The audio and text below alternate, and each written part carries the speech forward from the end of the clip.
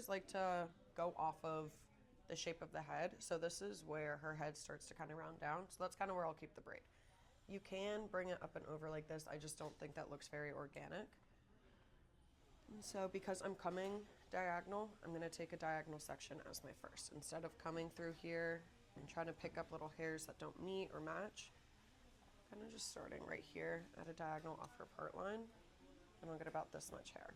First thing I'm going to do, I'm going to show you guys how to do Dutch braid first. So I'm going to take my sections and pull from, across there. I'll grab a little bit of this hair here on the side and pull that and flip that under while I'm grabbing this outside left piece. I'm gonna grab that. I'll let this one kind of hang because I don't need that. It's not gonna go anywhere. And then take just where, if I start pulling from down here, that's when people get those loops up into the braid and it does not look consistent. Kind of just take a straight line there and let whatever gets in there, get in there. And I'll pinch again. Again, this middle section you don't want to be holding. This has no benefit to you right now. I'm pinching this string from the outside on the right. I'm going to do the same thing. Just pinch and pull in. And then I'll flip this middle piece out to the side, come underneath. And again, the middle section, hanging, not doing anything. But I'm pinching with my pointer and my thumb on the piece I want to feed into. So I'll open up my thumb a little bit, grab that hair, and pull back into place. And there's times too, if I feel like this is starting to veer down a little bit, I'll step back, kind of look at it, adjust your body position. The braid's gonna go where your body is. So if I'm too far over here, her braid's gonna start looping across her head. If I'm too far down here, it's gonna look like it's around her face. So just stand behind where you want the braid to be happening. Again, just taking where my pointer finger and my thumb are, pinching that in there, flipping that middle piece to the outside, coming back through, pinching with my pointer and thumb on that side. Again, sliding right into there. I'll go really slow so you guys can see. But again, pointer and thumb on the piece I want to add hair into now. Flip that under, and I'm coming through.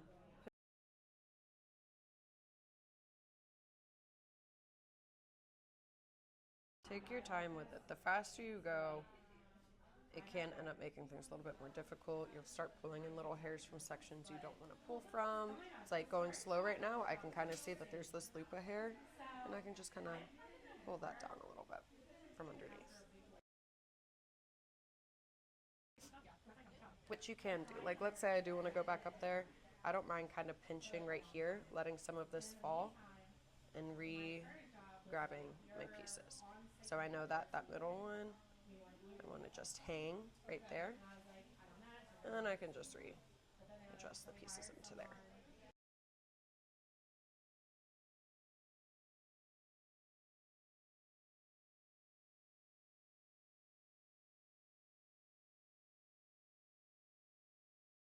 I like to use the Bumble and Bumble styling gel, but I think just going through and using a mousse is totally fine too.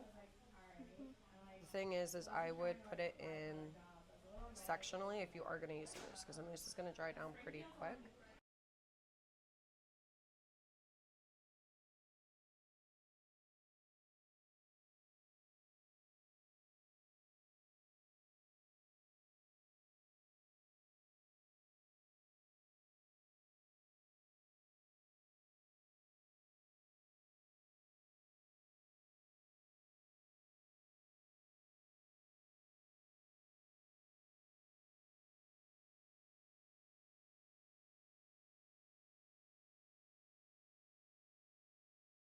I personally think Dutch braids are a bit easier than French braids because it's easier to get them taut on the head, like when I want to tighten it up.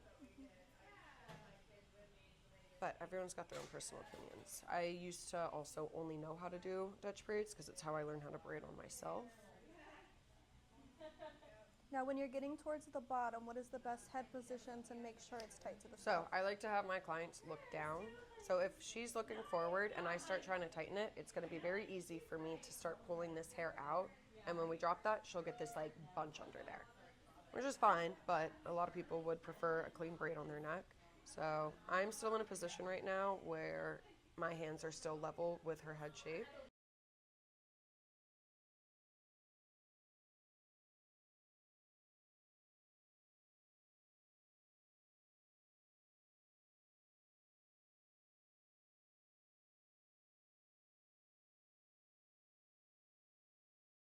So big thing is for consistency and keeping it pretty tight is just your body position and hand position. So always keeping your body behind where you want the braid and then keeping your hands where you want it to feed down into. So again, keeping those fingers on the back of her neck.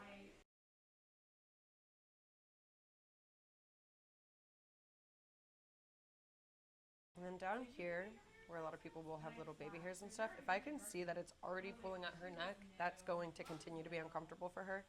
I'll just kind of pull a couple of those out from the outside perimeter.